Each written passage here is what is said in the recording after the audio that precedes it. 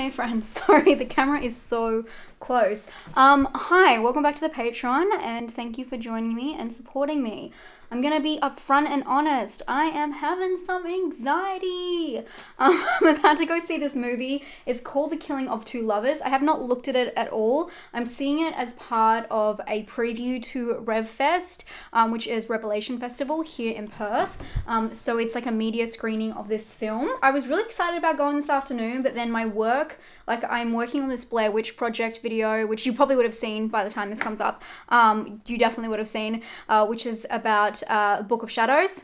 And yeah, I was just, Grommet was really painful today, just crying all day, and I had to keep like stopping and starting, and I just didn't get what I need to get done before tonight. And then my friend who I was going with, because usually they give you like a +1, she just cancelled on me. And the venue that I'm going to isn't the normal venue I go to for these kind of films. This one is called The Backlot, which is a small cinema, which is a privately, like, independent cinema, which you normally can't, I mean, there are some showings there, but it's quite rare. It's like one room. It's where I did my Invisible Man screening, so it's a little bit awkward to go by yourself. Normally I'm fine, but it's just awkward because I assumed I was going with someone. Anyway, but I looked up the trailer and I'm like, dude, this looks really cool. And if I'm gonna, maybe I do need to take a break and just chill out. So I thought I'd take you guys along with me.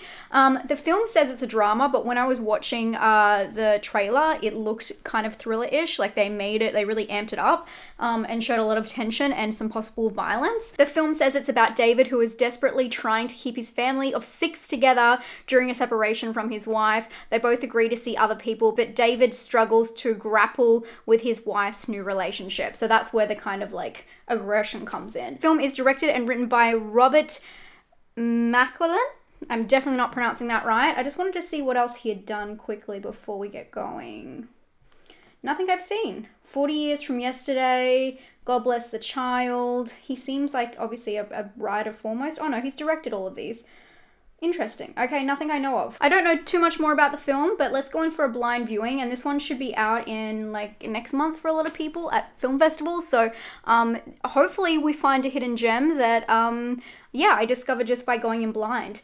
Let's go, because I'm running late already, but luckily it's just down the street, and hopefully it's worth our time.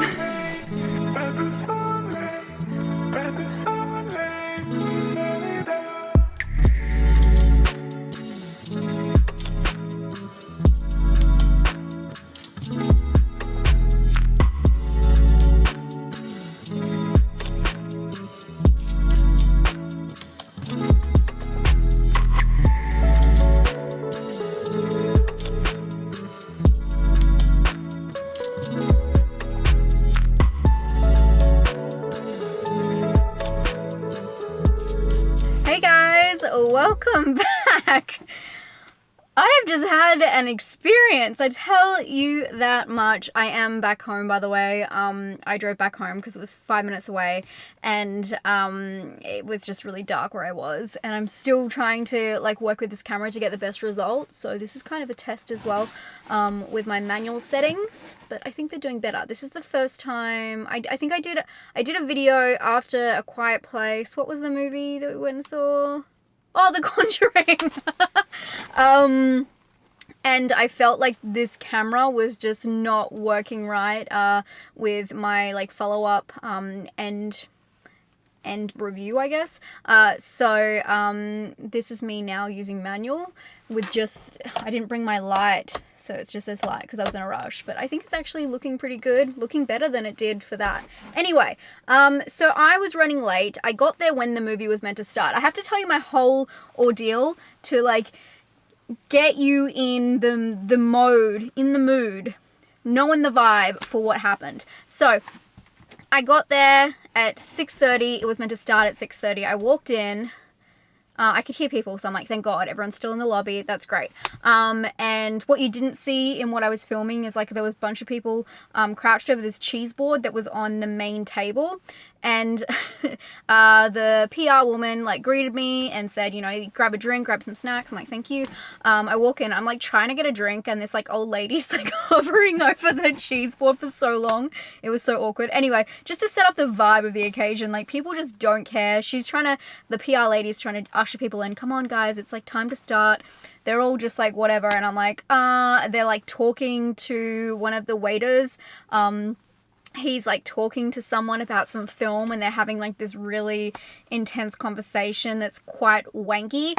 And as I said before, this is part of Film Revelation Festival, which is so interesting because it has, if you guys remember, ages ago I talked about a movie last year I watched called Don't Fuck with Spiders. It's actually in this festival. But yes, so they're quite wanky festival people. They're having a little chat. I'm like, can I get a wine though for my anxiety? So I got my wine, all good. Went in there. I'm like, okay, you know, it's like 6:45 now, waiting for this movie to start. I've still got a video that I've got to finish editing tonight, and I've got work tomorrow at like 8 o'clock, so it'd be great to get this started, get it going. Sat down, and they did an interview with who I believe, they didn't even introduce who they were, who I believe to be the festival organizers over in Sydney. So they did this Skype interview with, not an interview, it wasn't an interview, they just threw to them, and these two men were, you know, having a yarn, telling me, a yarn, do people say that overseas? I don't know, you can figure that out. Telling us about every single film that's in this freaking catalogue, and it was just so funny, some of the stuff they were saying. It was the most wanky conversation I've ever heard, them just going over like everyone they picked because, you know, it's just like film, like you haven't seen it before, it's raw, and I'm like, wow, do I sound like this? They talked about how they had a couple of films in here that had to do with, I swear this is going somewhere, to do with like older people, and you don't get to see older people on the screen that often. I'm like, did you watch the Oscars? Do you know about Nomadland? The Father? These people, I swear, insufferable. Anyway, they're going on, and I am going to say this because I was absolutely shocked. I nearly walked out of the cinema. I've never done this before. They talked about a couple of films that were playing. Anyway, they went on for 20 minutes, so, you know, it's getting to like 7:10 when the movie was meant to start at 6:30 by the time they finished. And they were talking about all these different films. They're just being complete wanky people. They picked all of the films that went into the festival, I believe. And then they played some trailers. I have an issue. I mean, there's spoilers and then there's trigger warnings. I have to say I've never been so offended by watching two trailers in a row. Number one, they showed a trailer for a film called White Noise, which is about, I don't want to bring politics into it, but so I just suggest you watch the trailer for yourself. If you want to make yourself angry, it's about alt-right politics and how that incites violence. And I forget her name, but there's a very famous YouTuber who is a woman.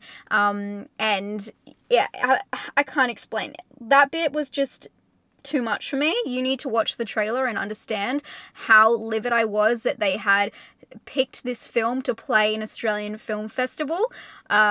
And I mean, I don't want to get political because our politics here in Australia are very different to politics in America. But I was very upset that an Australian film festival would pick an American political film that is about hatred and violence and give voices to those people. Absolute livid over that. They must have got a cut. They must have got paid, even if it shows them in a bad light. I mean, it has to. When you watch the trailer, it is very negative. And it was just quite a lot in my face, very intense. And the fact it's called White Noise, like, watch the trailer, make up your own mind. So it went from that trailer, and then the next trailer they showed, which is another film that is part of the Revelation Film Fest, is, what is it called? It's about rhinos and doing some awful things to them, you know, taking off their horns, is it technically called a horn, tusk, and selling it, but it just showed dead animals, like, bit after bit after bit, them doing this, like, literally animal torture was shown in this trailer, and I'm like, dude, like, if you show me one more fucking trailer, I'm gonna lose my mind, because this is not like, oh my god, like, this is jaw-dropping film. This was just intense, should have been a warning, a content warning. It was just not okay to show that just randomly to people in a cinema. Like, it really wasn't. Watch those. I'll put the trailers down below. Watch them back to back and let me know what you think. Sorry, this is quite controversial. I usually don't do videos like this, but I was really shocked. And then the last trailer, before we get into the film, I haven't got too much to say about the film, to be honest. The last trailer I watched was about... I want to see if I know who the person is, because this is going to be quite funny if it is who I think it is. It's called The Most Beautiful Boy in the World, and I believe, if my brain serves me right, it's about this this boy who's like plucked out to be put in this film, and then how he became so famous and it kind of ruined his life. But it is him! When I was watching the trailer, there was a shot of this old, he's like I'm sure he's Swedish. Yes, he's Swedish. This old Swedish man, standing on this cliff edge. And I was like, Midsummer, that you? And it is him. He's the old man in Midsummer who, I don't want to give away too much, is celebrating his 70th birthday. Is it 75? You know what I mean. That's him. He's in this movie, and it's a documentary about him. Anyway, I was blown away, and as soon as I saw that, I was like, that is him. It's called The Most Beautiful Boy in the World. Anyway, so there was a lot going on before the film even started. The film itself, it is a drama that they've I would say it's 95% drama, 5% thriller. It is a drama which they really amped up in the trailer, but it is a slow-moving drama. And I believe I said that it was about a man who has like 7 kids. Oh, it says family of 6, so I guess he has 4 kids and it's him and his wife. Okay, when they say family of 6, I thought it meant like 6 children, but they mean the wife. Anyway, that doesn't matter. But it's about him, and it is a very, very slow-moving independent film. The cinematography for this film is, I'm going to use that word again, insufferable. It is both beautiful and chilling at the same time. They play a lot with the pull focus, so there'll be conversations in the car, like people this close to each other, and then they'll focus on the person in the back, and then they'll focus on the person in the front, so like this. I can do it with my camera. Anyway, so it's a lot, and it was really hard to watch. Some of the shots were really, really close, like this. You could see their paws. Yeah, I wasn't sorry, my car's beeping at me from sitting in here for too long. The thing was, there was nothing really happening in the film for a long time. It was just kind of going through the motions of their separation, and not even a lot of scenes. It was a lot of like longer shots of, you know, him driving to work, getting a job. Like, it was like in real time. So teaming that with the cinematography, which was really hard to not focus on and not think about, because there wasn't a lot going on. It felt quite boring and quite slow. And there is not much else to the story, to be honest. But I was really ready to call it quits. I thought the main guy was a great actor. Don't get me wrong. I thought all of the actors were great. And I'm always a big fan when I see like good kid acting, and they did some really cool off the cuff shots and scenes. But it got to like 15 minutes till the end, and there is these 2, I guess, connecting scenes that are so intense and so out of place, in a good way. It really shocked me and like woke me up, that are quite violent and very well done. And it kind of saved the film for me, but it's one of those kind of conundrums where you like watch a film, you don't like 90% of it, and then the last 10% you love, and you're like, but they got me at the very end. Does that mean that they got me for the whole thing? So this is a film I feel really split on, but the cinematography I felt was very distracting and just a little bit too much. And I felt like they were just really stretching it for the sake of stretching it, because in the end, it wasn't a long film. Oh, it goes for 1 hour and 25 minutes. Okay, it felt really short.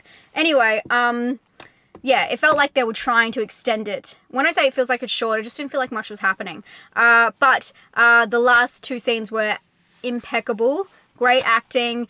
So shocking. looked completely real, very brutal, and yeah, I really liked the end. But I probably wouldn't recommend you guys to sit through the whole thing. If you do want to know what happens, just ask me and I'll let you know. Overall, that was my experience tonight. I have to say that the film wasn't at the front of my mind, but I will say I was very surprised by the ending. I'm probably going to give that film like a 5 because I do have to take into account that I was falling asleep. Like, I was just really bored during the start of it, but the last bit was really good, so I'm going to give it a 5 to even it up. I probably would have given it a 4 if it wasn't for those shots, but it's definitely not something I would recommend to you guys. Overall, though, the night was very strange and overshadowed. Well, the film was overshadowed because of the trailers beforehand. I just cannot believe they played those trailers in a cinema.